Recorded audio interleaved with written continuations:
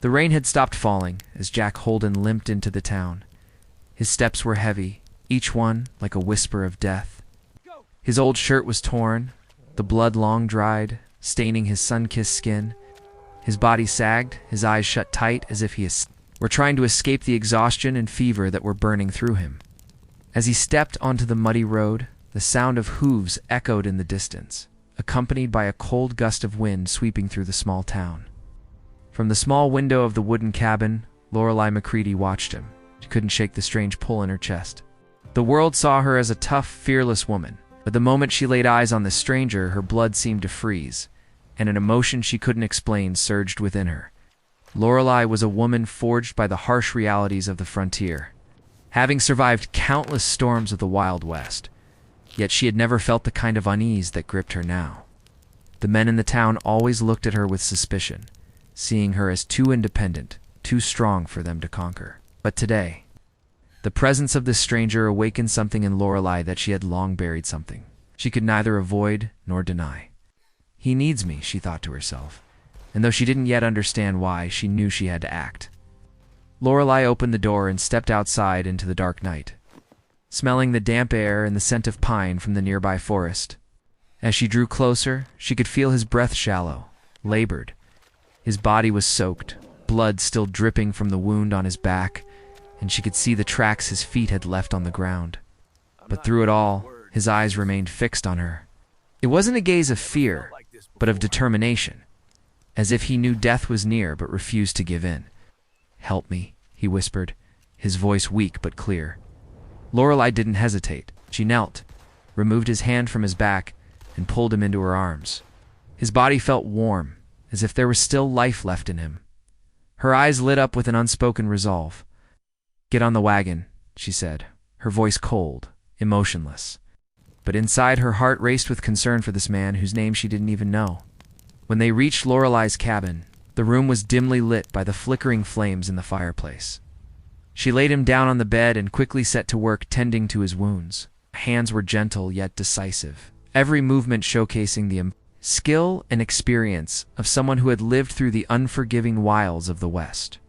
As Laurelai worked, Jack couldn't take his eyes off her, didn't understand why a woman as strong as Laurelai would help him. All he had left was the fever and the darkness, but in Laurelai's eyes, he felt something unfamiliar life. The life he had lost long ago, but in her gaze, he found hope. He didn't know what to do with this feeling. Laurelai stood, wiping the sweat from her brow, and looked at him again. "What's your name?" she asked, her voice softer than before. "Jack Holden," he replied, his voice hoarse from the fever. "Who are you?" Laurelai pressed, her sharp eyes never leaving him. "Just a man who fell into the wrong hands," Jack said, his voice weary. "A former lawman, now just a fugitive." Laurelai didn't ask more. She didn't need to know his past. What mattered was that he was alive, and she would keep him that way. For that, she was willing to risk everything. In the dead of night, Jack stirred, sweat dripping down his face. He heard the howling wind outside the window, and a strange noise from far off. A faint light flickered through the crack in the door, casting a shadow over Laurelai as she entered the room. "Laurelai," Jack whispered. "Yeah," she replied, turning to look at him. "We're not safe," Jack said, his voice weak but serious. "They're coming." Laurelai looked at him, her eyes unwavering. "I know," she said, and went back to her task. But inside, she felt an unusual sense of worry, as if something was about to happen that she couldn't stop. That entire night, Jack remained unconscious with fever, and Laurelai sat quietly beside him, never taking her eyes off him. She couldn't explain why her heart raced when she was near him, why it felt as though he was the only one who could make her feel less alone in this vast world. Finally, when the first light of dawn broke through, Laurelai stood and looked out the window. Nothing in life was certain, but there was one thing she knew she had to do, and that was to protect Jack, no matter the cost.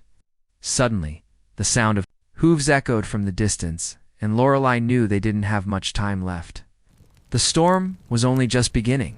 The dawn finally broke through the night, a cold breeze sweeping across the valley, carrying with it an eerie silence. Laurelai stood by the cabin window, her gaze heavy. Not only from the exhaustion that had overtaken her, but also from the tension that gripped her heart. Jack still lay on the bed, his body frail, skin pale from blood loss. His eyes were tightly shut, but his hands still clutched the wooden brace, holding on to life with each weak breath. His wounds remained fresh, but the light of life refused to flicker out. Laurelai couldn't tear her eyes away from him. Everything felt blurry, but she knew one thing for certain: she couldn't turn back. Something between them, an emotion too complicated to explain, was forming, both sweet and dangerous, born from the line between life and death in the days that had passed. She hadn't just saved him, she had saved herself from the shadows that had long followed her. But despite her resolve, worry never fully left her. Silas Kane and his men were still tracking them.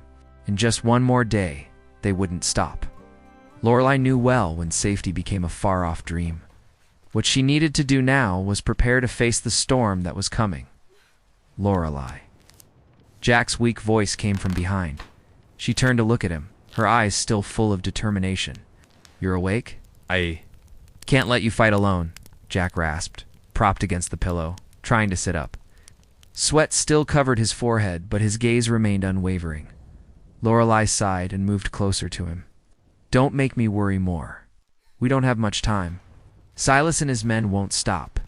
He struggled to look at her, his eyes dimming from fever and pain. "Laurelai, I've lived through too much already. But I can't leave you alone. For the rest of my life, I'll fight. Not for me, but for you." Emotion surged within Laurelai. His words, weak yet resolute, stopped her heart. She wasn't the tough, cold woman she once was, the one who had survived every battle.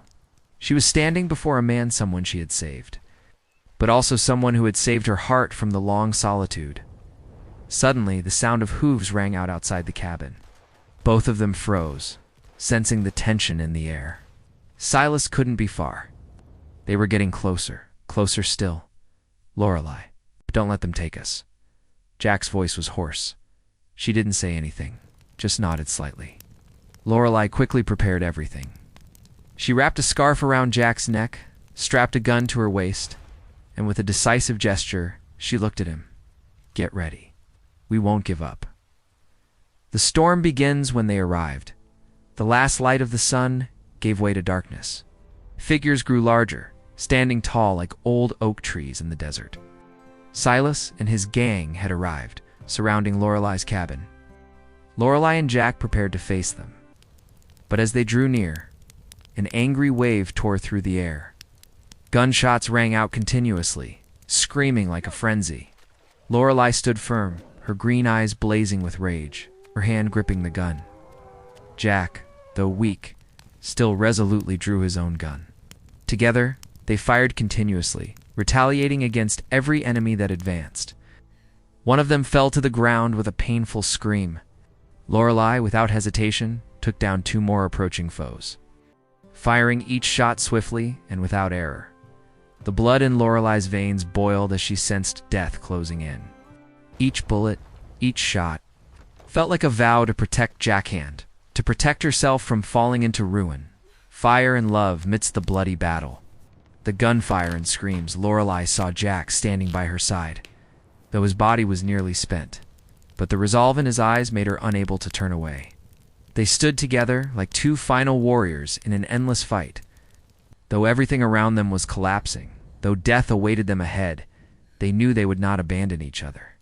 Their love, born from the fire of battle, began to burn brightly with every breath. Every touch of the hand, the man in his sacrifice as the battle slowly quieted. Jack suddenly collapsed. A bullet had pierced his shoulder, but he still fought to hold on. Laurelai rushed to him, pulling him close, tears falling on his forehead. "No, Jack. Don't leave me."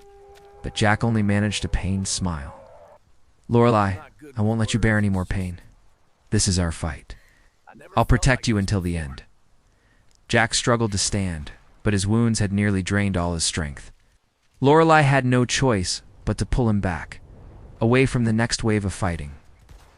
But what she didn't know was that a huge sacrifice awaited ahead. When everything stopped finally, Silas was taken down, and his men were eliminated. Jack and Laurelai stood among the bodies, hand in hand, their breaths heavy in the quiet atmosphere. They had fought for each other, for the love they had found, for the hope that had risen within them. But this victory didn't just mark an end. It was the beginning of a new journey. They wouldn't just survive, they would find a new way to live. A life filled with love, hope, and healing. Recovery and rebuilding Laurelai took Jack back to the valley, where they sought peace. But not long after, danger returned. Silas Kane's shadow still lingered. But this time, Laurelai and Jack were ready. They wouldn't run anymore, a promise in the dead of night. When Laurelai and Jack exchanged their final looks, they knew that no matter how cruel this world was, they would always be together. They fought not just for their own lives, but for the love they had found, overcoming all prejudices, pain, and loss. A promise was spoken, not with fear, but with deep conviction. We won't give up on each other. Everything we have is this love. And I'll protect you, Laurelai.